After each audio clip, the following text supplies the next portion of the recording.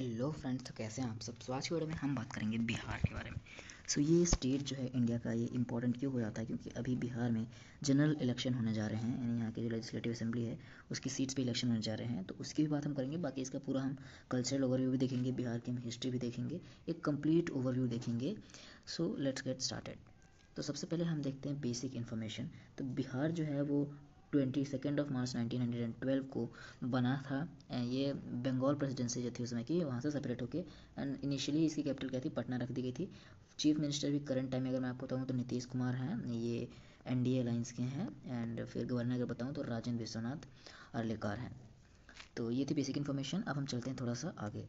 तो अब हम देखेंगे जियोग्राफी एंड रिवर्स। तो अगर हमें देख रहे हैं तो जियोग्राफी एंड रिवर देखना इंपॉर्टेंट हो जाता है।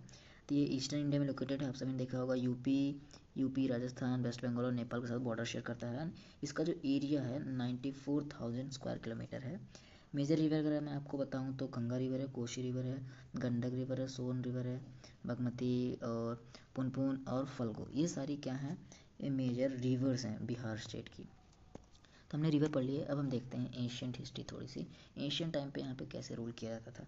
तो ये क्या था, ये मगध एंड वज्जी महाजनपद का ये पार्ट था, ये रीजन बिहार रीजन। एंड ये कैपिटल जो थी राजगीर से पाटलिपुत्र मूव कर दी गई थी। इस मगध एम्पायर की पाटलिपुत्र हो गई थी, जो कि कहाँ पे है, पाटलिपुत्र पटना में है। एंड मौर्यन एम्पायर जो है ये चंद्रगुप्त और अशोका के अंदर यहाँ पे रूल किया था। फिर गुप्ता एम्पायर ने रूल किया, गोल्डन एज ऑफ इंडिया जिसके नाम से जानते हैं हम गुप्ता एम्पायर को। फिर नालंदा एंड विक्रमशिला यूनिवर्सिटी जो है ये वर्ल्ड के लर्निंग सेंटर्स बने। आई होप आपने इन यूनिवर्सिटीज़ के बारे में पहले भी सुना होगा। अगर आपने नहीं देखे हैं तो मैंने इन पर वीडियोज़ बना दी हैं डेडिकेटेड, सो आप वहाँ से जाके देख सकते हैं। अभी हम देखेंगे मेडिवल और ब्रिटिश पीरियड।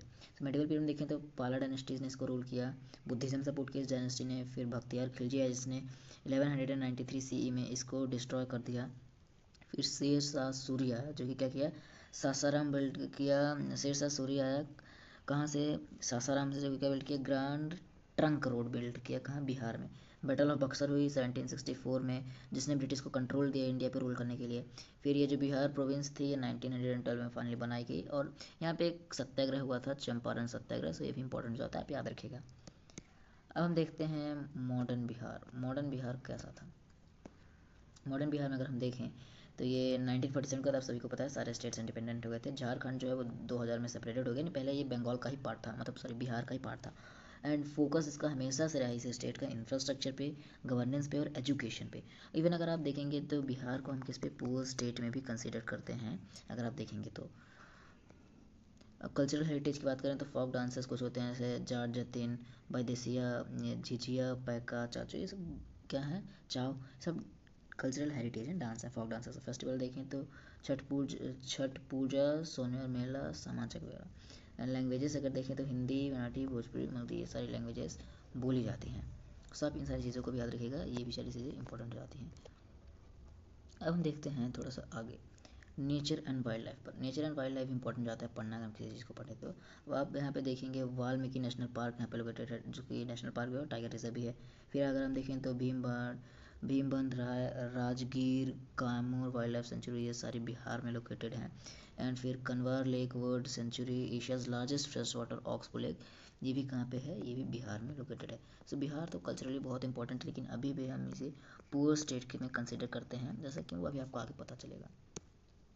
स्टेट सिंबल देखें तो स्टेट एनिमल है गौर, इंडियन बाइसन, स्टेट बर्ड है house sparrow, and state tree है पीपल, एंड स्टेट फ्लावर है मैरीगोल्ड। तो ये सारी चीज़ें इंपॉर्टेंट आती हैं, तो इनको आप याद रखिएगा। फेमस पर्सनालिटीज देखें, राजेंद्र प्रसाद थे फर्स्ट प्रेसिडेंट ऑफ इंडिया, वो बिहार के थे।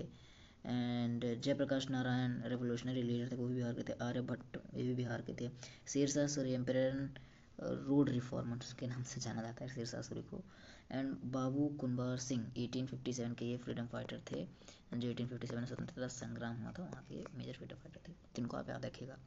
अब हम थोड़ा सा देखते हैं कि बिहार में जो इलेक्शंस होने वाले हैं, जो कि फाइनली नवंबर में होने जा रहे हैं, तो उस पर कितनी सीट्स हैं और कौन कौन सी पार्टीज़ हैं। तो उस पर अगर आप देखेंगे तो टोटल बिहार में 243 सीट्स हैं जनरल असेंबली के लिए, लेजिस्लेटिव असेंबली के लिए, जिसपे से कुछ पॉलिटिकल पार्टीज़ हैं, 6 पॉलिटिकल पार्टीज़ वो क्या करने लड़ने जा रही हैं। तो पहले तो है वो जेडीयू है, फिर आरजेडी है, फिर अपना कांग्रेस है, एंड फिर एक जयप्रकाश की एक पार्टी है, एंड फिर और भी 2-3 रीजनल पार्टीज़ हैं जो कि यहाँ पे इलेक्शन लड़ने जा रही हैं। तो इलेक्शन के रिजल्ट के बाद हम फिर से मिलेंगे एक बिहार पे टॉपिक के। सो आज की वीडियो में इतना ही, हम मिलते हैं इसी को और नए वीडियो में।